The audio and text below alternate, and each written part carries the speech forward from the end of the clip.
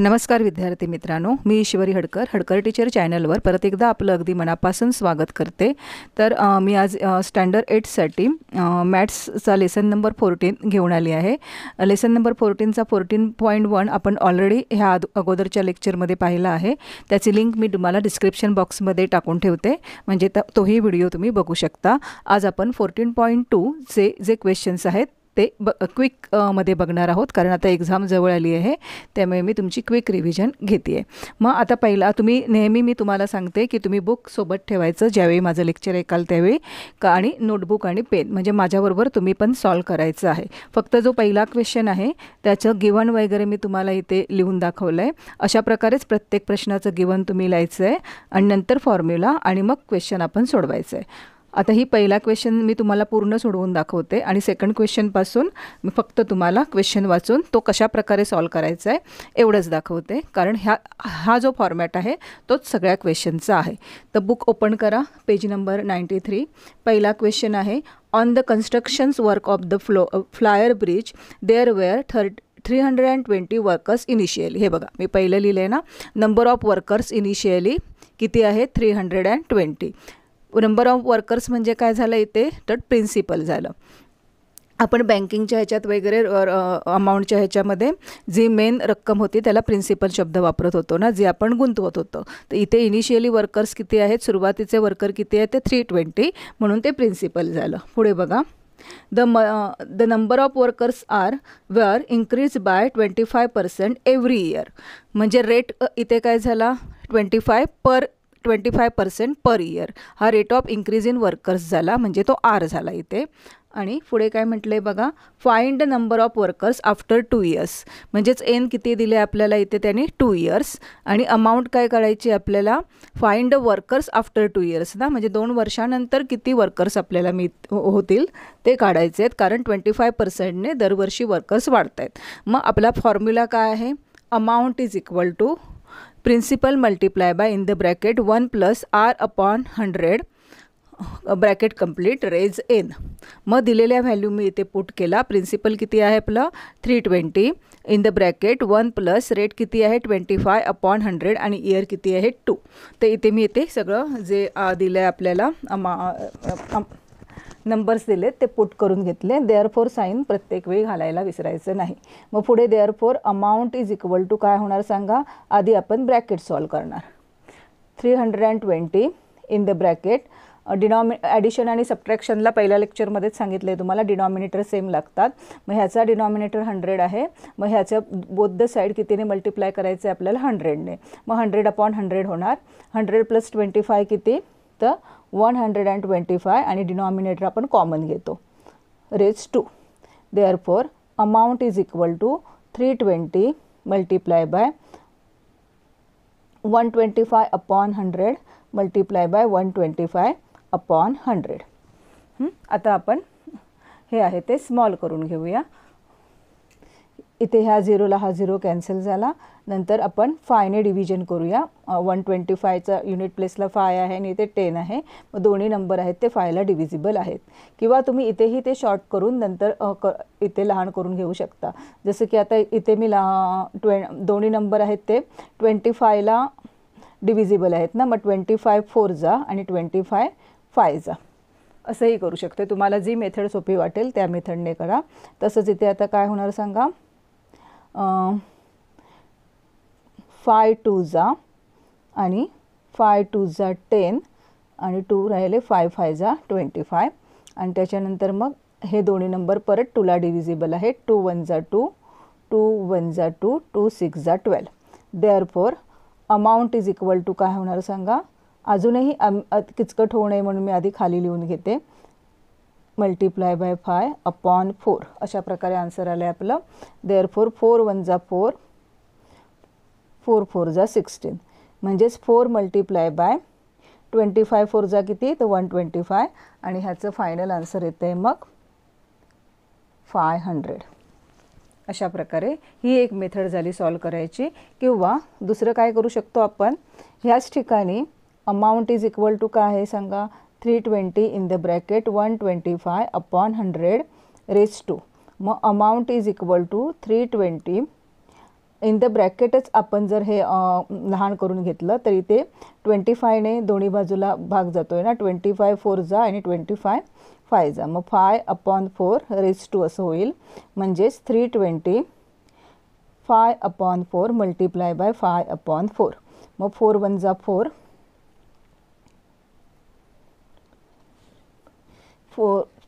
4 6 जा 32,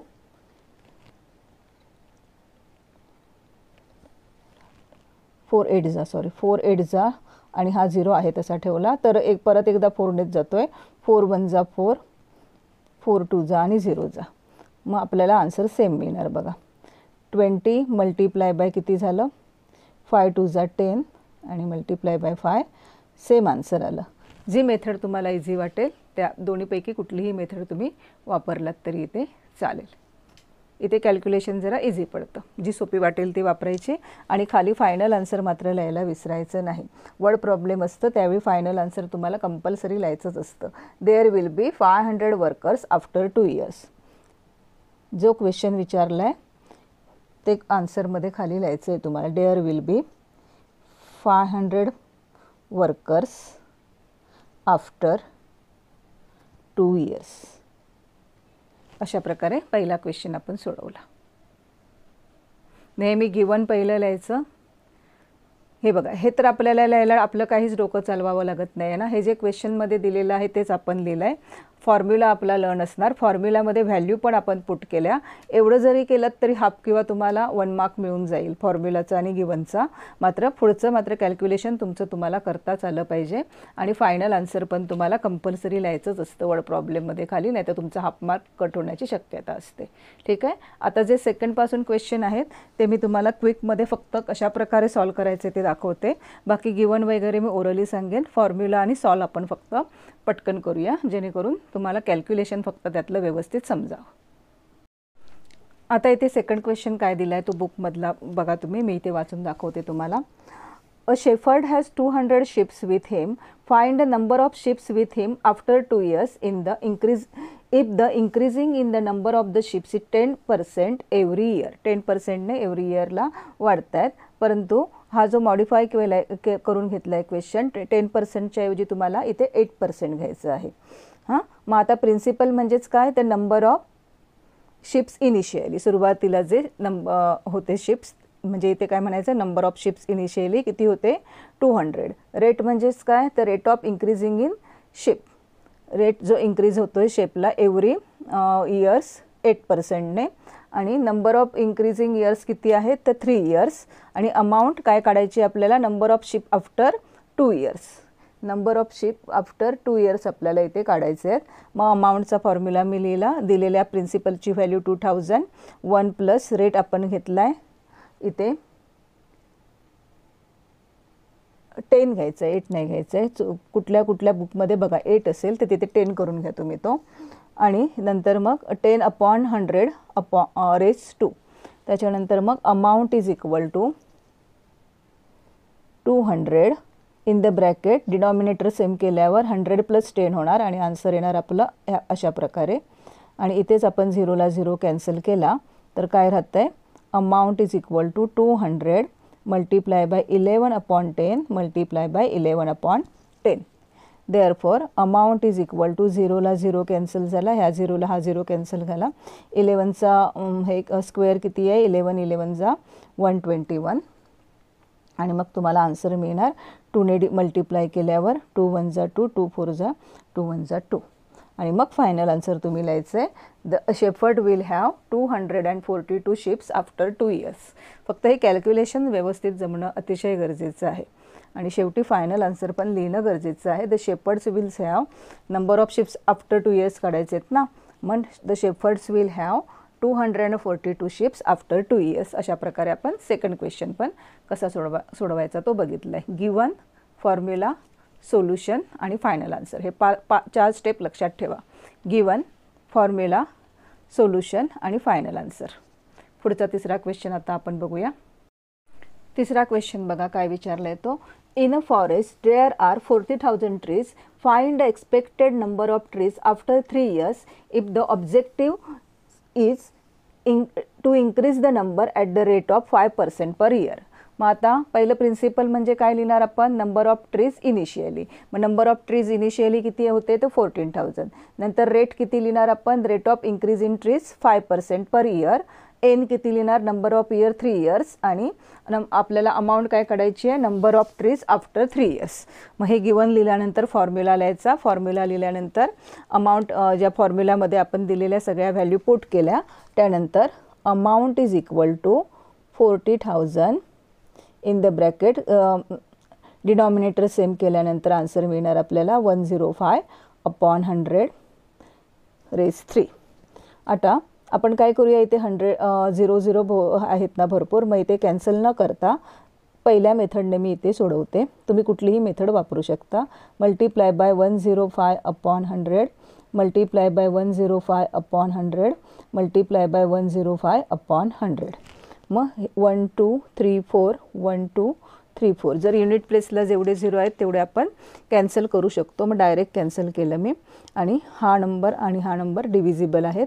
4 जर शेवटचे 2 नंबर 4ला डिव्हिजिबल असेल तर तो पूर्ण नंबर 4ला डिव्हिजिबल असतो. मग इथे येणार 4 1 जा 4, 4 2 जा 8 आणि 4 5 जा 25. अशा प्रकारे आपण ही डिव्हिजन करून घेतली. मग 25 आणि हे नंबर आहेत ते 5ला डिव्हिजिबल आहेत. मग 5 5 जा 25, 5 2 जा 10, 5 1 जा 5. हे कॅल्क्युलेशन तुम्हाला जमलं पाहिजे फक्त. परत हा नंबर आणि हा नंबर पण 5ला डिव्हिजिबल आहे. आणि आता आपल्याकडे काय राहिलं, फक्त मल्टिप्लिकेशन राहिलं. Amount is equal to 105 multiply by 21 multiply by 21. मग या सर्वांची मल्टिप्लिकेशन करून आपण फायनल आन्सर काढायचं. किंवा इथे तुम्ही एक दुसरी ट्रिक पण वापरू शकता. जर तुम्हाला एवढी मल्टिप्लिकेशन करायची नसेल तर तुम्ही हा 100 आहे तो तसाच ठेवून वरच्या सगळ्या राहिलेल्या नंबरची मल्टिप्लिकेशन करून, नको हे तुम्हाला कठीण पडेल, तुम्ही ह्याच मेथडने सोडवा. हीच मेथड जास्त सोपी पडेल तुम्हाला. मल्टिप्लिकेशन थोडीशी कमी पडेल तुम्हाला. आणि मग फायनल आन्सर करताना अमाऊंट इज इक्वल टू ह्या दोघांची मल्टिप्लिकेशन आधी करून घ्या आणि मग ते ह्यामध्ये मल्टिप्लाय करा. म्हणजेच फायनल आन्सर येते, मी डायरेक्ट लिहिते, येते 46305. आणि मग तुम्ही खाली लिहायचं आहे आन्सर तुमचं. दिस वुड बी म्हणजे there would be 46,305 trees after 3 years. अशा प्रकारे फायनल आन्सर. काय काय कशा प्रकारे परत एकदा सिक्वेन्स सांगते. गिवन नंतर फॉर्म्युला, फॉर्म्युला नंतर सोल्युशन, सोल्युशन नंतर फायनल आन्सर. हे 4 स्टेप लक्षात ठेवा कायम. आता आपण 4 नंबरचं इक्वेशन कसं सोडवायचं ते बघूया. 4 नंबरचं इक्वेशन मी इथे वाचते. The cost of price of machine is 2,50,000 if the rate of the depreciation is 10% per year. Find the depreciation in price of the machine after 2 years. म्हणजे इथं आता इनिशियली मशीनची कॉस्ट किती होती, 2,50,000. म्हणजेच ते काय झालं, प्रिन्सिपल झालं आपलं 2,50,000. मी आधी फॉर्म्युला लिहिते आणि डायरेक्ट मग तुम्हाला गिवन आपल्याला काय काय पुट करायचं येते ते सांगते. 1 + R/N. आपल्याला इथे प्रिन्सिपल किती दिले त्याने, 2,50,000. आणि 1 प्लस पुढे रेट किती दिले आपल्याला त्याने, 10%, 10/100. आणि किती इयर्ससाठी दिलं आहे ते, तर 2 इयर्ससाठी. आणि आपल्याला काय काढायचं आहे, cost price of machine after 2 years हे आपल्याला काढायचं आहे. हा फॉर्म्युला फक्त आपल्याला सोडवायचा आहे. 2,50,000 डिनॉमिनेटर सेम केल्यानंतर अशा प्रकारे आन्सर मिळणार आपल्याला. त्यानंतर 0ला 0 कॅन्सल करून घेऊया इथेच. Is equal to 2,50,000 multiply by 11/10 multiply by 11/10. आणि 0ला 0 कॅन्सल करा इथे 2. आणि 11 किती, 11चा स्क्वेअर 2,121. आता इथे काय करा, हे युनिट प्लेसचे 0 आहेत ते युनिट प्लेसला ठेवा आणि 25 मल्टिप्लाय बाय 21 करून मग त्याचा आन्सर येते 121 करून. मग ह्याचं फायनल आन्सर काय येतं आहे तुमचं. आधी 2 इयर्सचं काढल्यानंतर आन्सर आलं आहे तुमचं 2,00,000 2,50,000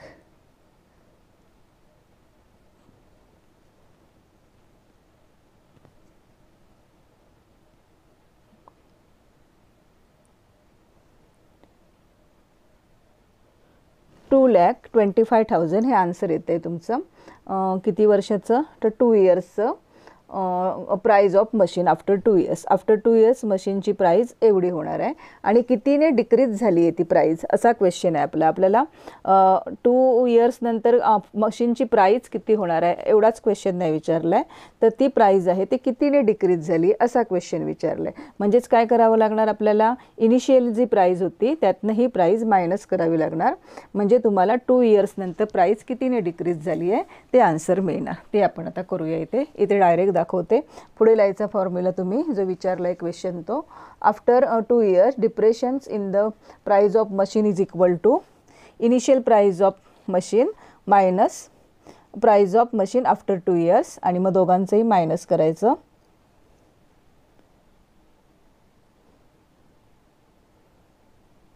आणि मग तुम्ही फायनल आन्सर लिहायचं आहे तिथे. काय येणार आपलं फायनल आन्सर आता 25,000 हे आपलं फायनल आन्सर येणार. आणि मग खाली लिहायचं the depreciation in the price of machine after 2 years is ₹25 नाही येत आहे, सॉरी माझं कॅल्क्युलेशन काहीतरी चुकलं आहे. 47,500 येतं. 47,500 कॅल्क्युलेशन नीट करा जरा. आणि हे फायनल आन्सर तुम्ही मग खाली लिहायचे. आता 5वा क्वेश्चन कसा आहे तो बघूया आपण. Find the compound interest if the amount of a certain principal after 2 years is 4,036.80 at the rate of 16 PCPA. अशा प्रकारे क्वेश्चन आहे. मी फॉर्म्युला ऑलरेडी दिला आहे. आता आपल्याला अमाऊंट ऑलरेडी दिली आहे आणि प्रिन्सिपल किती आहे ती काढायची आहे. मग इथे फॉर्म्युलामध्ये मी अमाऊंट लिहिली, प्रिन्सिपल काढायचं आहे म्हणून पी तसाच लिहिला आणि इतर व्हॅल्यू आहेत त्या पुट केल्यात. आता कसं सोडवायचं ते बघा. ह्या ठिकाणी तुम्हाला अमाऊंट दिलेली आणि प्रिन्सिपल काढायचं आहे. देअरफॉर आधी ही बाजू आहे तशीच ठेवूया आपण, is equal to P in the bracket small करता इथे स्मॉल करूया. दोन्ही नंबर आहेत ते 4ला डिव्हिजिबल आहेत, म्हणजे इथे येणार 4 2 जा अँड 4 5 जा, आणि इथे 4 2 जा 8 9 10 11 3 राहतात. मग 36 नंबर तयार होणार इथे आपला. 4 9 जा 36, म्हणजेच इथे काय आला 29/25 अशा प्रकारे लहान केलं तरी चालेल, नाही केलं तरी चालेल. पुढे बघा. Therefore 4036.80 is equal to P multiply by 29/25 multiply by 29/25. आता आपल्याला पीची व्हॅल्यू काढायची आहे. मग हे दोन्ही जे आहेत त्याचं रेसिप्रोकल करून आपण ह्या साईडला आणूया. पण त्याआधी एक आपण सोपं काम करू शकतो. आपल्याला जर हा पॉईंट नको असेल तर जेवढे डेसिमल पॉईंट नंतर नंबर्स आहेत तेवढे 0 आपण डिनॉमिनेटरला वाढवून घेऊया, म्हणजे ते आपल्याला जास्त इझी पडेल. पॉईंटची झंझट नको आहे आपल्याला. हा म्हणजे 2 डेसिमल पॉईंट आपण खाली वाढवणार आणि हा पॉईंट काढून टाकला. मग मल्टिप्लाय बाय काय होणार 25/29 multiply by 29/29 5/29 is equal to P. Reciprocal करून म्हणजे डिव्हिजन आहे ती मल्टिप्लिकेशनला जाणार, मल्टिप्लिकेशन आहे ती डिव्हिजनला जाणार साईड चेंज केल्यावर. मग ह्या 0ला हा 0 कॅन्सल झाला. त्यानंतर 25 2 5 2 जा 10 आणि 5 5 जा 25. 5ला डिव्हिजिबल होते दोन्ही बाजूला म्हणून कॅन्सलेशन करून घेतला. आता हा जो नंबर आहे तो 2ला डिव्हिजिबल आहे. मग 2 बरोबर आपण डिव्हिजन करून घेऊया ह्या नंबरची. मग काय होणार सांगा 2 1 जा 2. अगदी सावकाशाने, तुम्हाला असं नाही जमलं तर असं साईडला केलात तरी चालेल. अशा प्रकारे 2 2 जा 4 0 जा 0 2 1 जा 2 1 राहिला 2 8 जा 16 आणि 2 4 जा 8 अशा प्रकारे आला नंबरवरती. आता 29 आणि ह्याचं डिव्हिजन होतं का बघून घेऊया. आणि नाहीच झालं तर मग आपण डायरेक्ट 29 मल्टिप्लाय बाय 29 किती येतात ते करायचे आणि मग त्याला ह्या मल्टिप्लिकेशन करून ते तुमचं मग फायनल आन्सर येणार. पण आपण आधी 29 मल्टिप्लाय बाय डिवायडेड बाय 20184 होतात का ते बघूया. तर 29 आणि ह्या नंबरचं डिव्हिजन होतं आहे. मग 29ने 20184ला डिवाइड केल्यावर आन्सर येतं आहे आपलं 696. मग इथे किचकट होऊ नये म्हणून मी हे सगळे नंबर परत खाली घेतले. 696 मल्टिप्लाय बाय 5 आणि मल्टिप्लाय बाय 25 अपॉन 29. मग परत 29ने 696ला डिव्हिजन होतं आहे. मग 29 1 जा 29 आणि 24 एवढा आन्सर येते. डिव्हिजन तुम्ही हवे ते साईडला करून बघा. आणि आता डिनॉमिनेटरला काहीच शिल्लक नाही आहे. मग 24 मल्टिप्लाय बाय 5 मल्टिप्लाय बाय 25. मग 24 मल्टिप्लाय बाय 5 120. मग 120 परत मला 25ला मल्टिप्लाय केल्यावर तुम्हाला प्रिन्सिपल मिळणार 3000. आणि मग फायनल आन्सर मात्र खाली लिहायचं आहे. अजूनही फायनल आन्सर काढायचं आहे आपल्याला. आपण आता फक्त प्रिन्सिपल काढलं आहे. कंपाऊंड इंटरेस्टचा फॉर्म्युला काय आहे? Amount minus principal. म्हणजेच आता तुम्हाला कंपाऊंड इंटरेस्टचा फॉर्म्युला इथे लिहायचा आहे. Compound interest is equal to amount minus principal. म्हणजेच प्रिन्सिपल आपल्याला फॉर्म्युलामध्ये ह्या क्वेश्चनमध्ये डायरेक्ट दिलं नव्हतं, म्हणून आपण ह्या फॉर्म्युल्याने प्रिन्सिपल आधी काढून घेतलं. जर डायरेक्ट दिलं असतं तर हे सगळं करायची गरजच नव्हती. म्हणजे आता अमाऊंट किती आहे आपली पहिली दिलेली, तो 4036.80 आणि आता प्रिन्सिपल किती आहे आपल्याकडे 3000 आपण काढून घेतलं आहे. आणि ह्यांचं सबट्रॅक्शन केल्यावर आपल्याकडे राहत आहेत ₹1036 आणि 0.80 पैसे. आणि देअरफॉर मग फायनल आन्सर लिहायला विसरायचं नाही मात्र. The required compound interest is ₹1036.80. हे फायनल आन्सर झालं. अशा प्रकारे आपण 6 क्वेश्चन बघितले. आता आपण 6 क्वेश्चन बघितले ना आपण. आता किती क्वेश्चन झाले आपले? 5 क्वेश्चन झालेत. सॉरी, अजूनही 5 क्वेश्चन्स आहेत. ते पण पटकन रॅपिडमध्ये बघूया आपण. 6वा क्वेश्चन बघा कशा प्रकारे आहे तो. डायरेक्ट मी वाचते आणि सोडवायला लागूया. तो इझी आहे. हे 2 क्वेश्चनमध्ये डबल काम होतं, ते लक्षात ठेवा. पुढचं बघा. A loan of ₹15,000 was taken on compound interest. If the rate of compound interest is 12 PCPA, find the amount to settle the loan after 3 years. 3 वर्षानंतर लोन फेडायला किती रुपीज लागणार? तर आता पहिलं काय लिहायचं आपण? गिवनमध्ये प्रिन्सिपल तुम्ही व्यवस्थित लिहा. मी रफमध्ये लिहिते. प्रिन्सिपल किती आहे? ₹15,000 दिलं आहे बघा. बुक समोर ठेवा तुमच्या. त्याच्यानंतर आपल्याला रेट दिला आहे 12%. रेट दिला आहे 12%. आणि नंतर ड्युरेशन किती दिलं आहे आपल्याला, म्हणजेच नंबर ऑफ इयर्स किती दिले आहेत तर 3 years. आणि मग आपल्याला फॉर्म्युला लिहायचं आहे आणि अमाऊंट काढायची. Amount is equal to principal in the bracket 1 + R/100 raise n. Therefore amount is equal to principal किती आहे तर 15,000 आहे. इन द ब्रॅकेट 1 + 12/100 इयर्स किती दिले आहेत तर 3. Therefore amount is equal to 15,000 multiply by denominator same केल्यानंतर काय होणार 112/3. मग आता मी हे आहे तसंच ठेवून सोडवून दाखवते. तुम्ही लहान करून 4ने डिवाइड करून पण करू शकता. Multiply by 112/100 multiply by 112/100 multiply by 112/100. मग इथे 1230 1230 कॅन्सल केले. परत हा आणि हा नंबर आहे तो 5ला डिव्हिजिबल आहे. 5 2 जा 10 5 3 जा 15. मग परत 2ने डिवाइड करूया आपण. 2 1 जा 2 2 5 जा 10 2 6 जा 12. आता हा 100 आहे तो मी आधी आहे तसाच ठेवते. Is equal to 3 multiply by 56 multiply by 112 multiply by 112/100. आता काय करायचं, इथे तुम्हाला कॅल्क्युलेशन मात्र भरपूर आहेत. मल्टिप्लिकेशन फक्त तुम्हाला नीट करता आली पाहिजे, बाकी काही कठीण नाही आहे. मल्टिप्लिकेशनचंच काम तुमच्या ह्या लेसनमध्ये जास्त आहे. मग ह्यात सगळ्या नंबरची मल्टिप्लिकेशन करायची, डिव्हिजन करायची गरज नाही आहे. ज्यावेळी 1 आणि 0 असतात युनिट प्लेसला किती पण, त्यावेळी सोप्या पद्धतीने कसं सोडवायचं ते सांगते. मात्र वरची मल्टिप्लिकेशन चुकवू नका. मल्टिप्लिकेशन येते आपली इथे, फायनल मल्टिप्लिकेशन सांगते किती येते ती तुम्हाला. 210739 2 0 अशा प्रकारे तुमची मल्टिप्लिकेशन येणार. मग 100ने डिवाइड करत बसायचं नाही, किती डेसिमल पॉईंट 0 नाही आहे शेवटी, सॉरी. अशा प्रकारे तुमचा आन्सर येणार. आणि मग काय करायचं, जेवढे डेसिमल पॉईंटला तुम्हाला डिनॉमिनेटरला 0 दिसत आहेत तेवढे डेसिमल पॉईंट तुम्हाला मागे यायचे.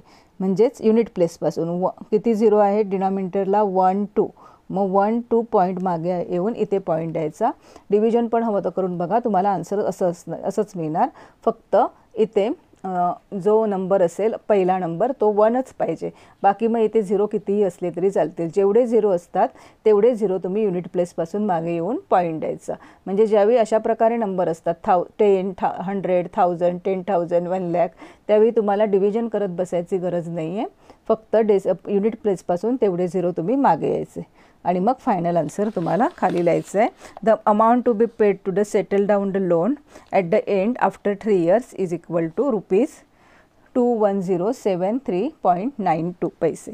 अशा प्रकारे. आता 7th नंबरचं काय आहे ते बघूया.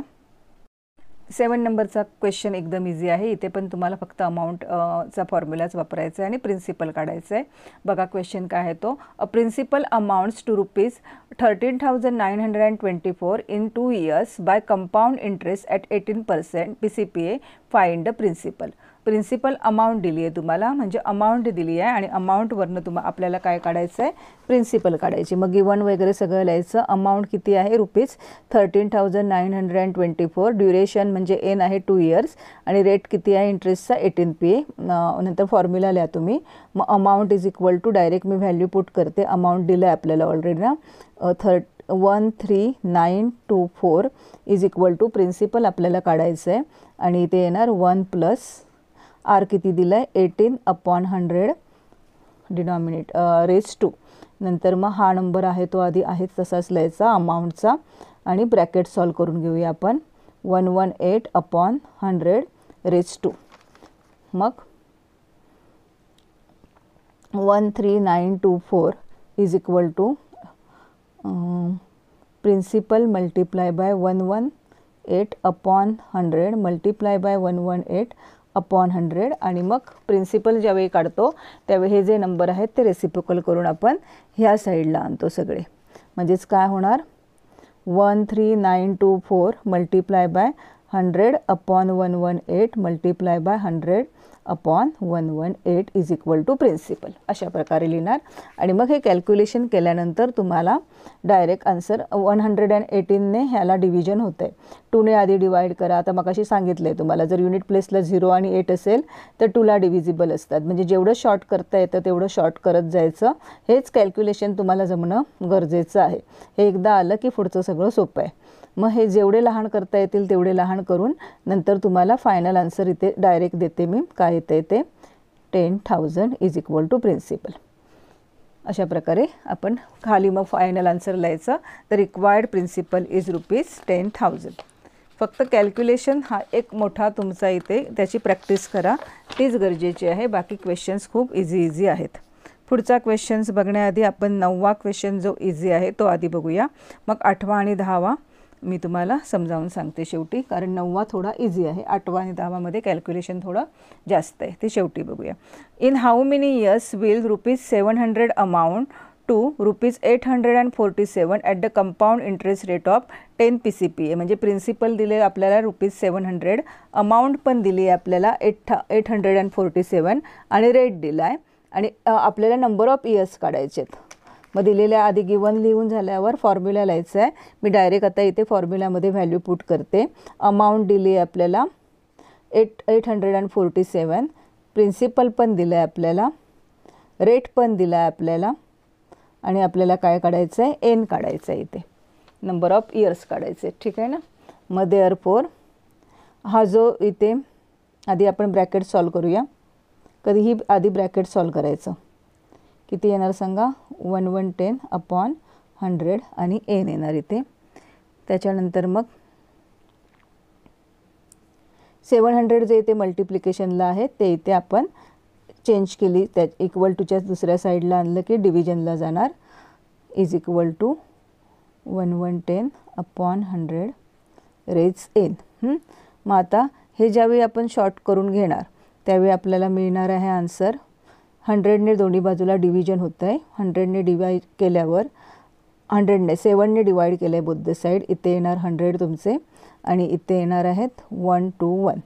म्हणजेच 1 to 1 upon 100 is equal to 110 upon 100 raise n. आता 1 to 1 121 हा कोणाचा स्क्वेअर आहे तर 11चा आणि 100 कोणाचा स्क्वेअर आहे तर 10चा. म्हणजेच n काय झाला सांगा आपला 2 येणार इथे. म्हणजेच काय लिहायचं आहे आपण इथे taking square root. Square root काढल्यावर आपल्याला आन्सर काय मिळते सांगा 11 upon 10 square is equal to 11 upon 10 n. म्हणजेच nची व्हॅल्यू किती झाली n is equal to 2. Number of years किती झाले इथे आपले आन्सर काय आलं 2 आलं. अशा प्रकारे लक्षात ठेवा. म्हणजेच द रिक्वायर्ड ड्युरेशन इज किती येणार तुम्ही खाली लिहिणार 2 इयर्स. आता आपण 8वा आणि 10वा क्वेश्चन बघून हे लेक्चर थांबूया. 9th क्वेश्चन काय बघा. The population of the शब्स is 16,000. Find the rate of increase in the population if the population after 2 years is 70,640. म्हणजे आपल्याला इथे रेट काढायचा आहे. बाकी सगळं दिलेलं आहे. मग गिवन काय आहे ते आधी लिहून घ्यायचं आपण. प्रिन्सिपल किती दिलं आहे 16,000. म्हणजेच काय पॉप्युलेशन ऑफ शब्स इनिशियली. अमाऊंट किती दिली आहे आपल्याला 2 इयर्सचं किती दिलं आहे 17,640.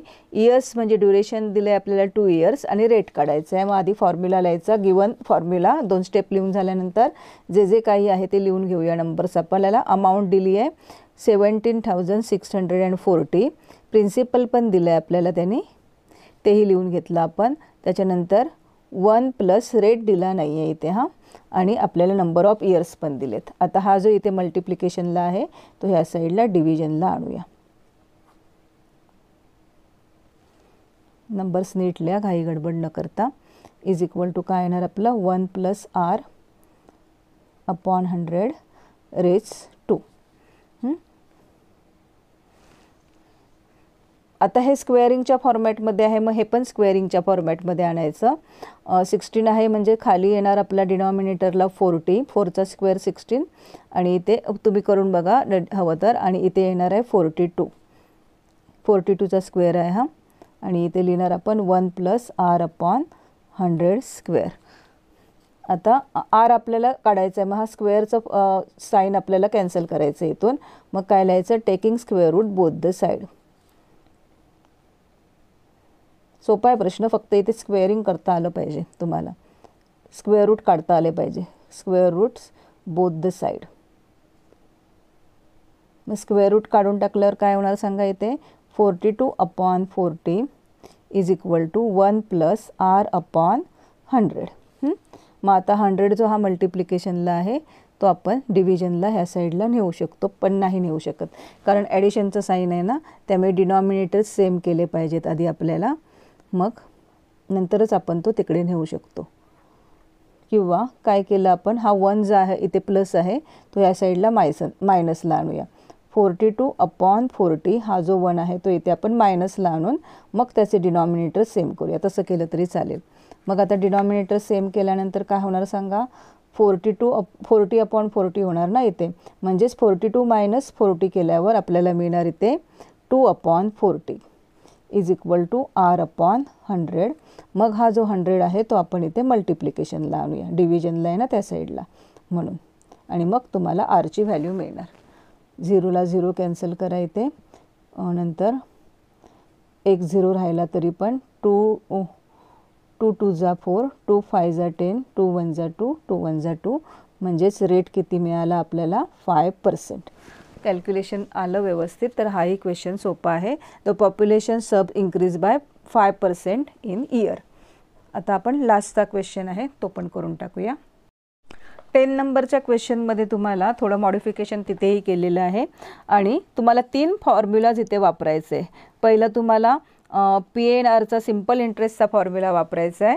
मग अमाऊंटचा फॉर्म्युला वापरायचा आहे, मग कंपाऊंड इंटरेस्टचा फॉर्म्युला वापरायचा आहे आणि मग तुम्हाला कंपाऊंड इंटरेस्ट आणि सिंपल इंटरेस्टमधला डिफरन्स काढायचा आहे. हा जर आला प्रश्न तर शेवटी कठीण प्रश्नांमध्ये येणार.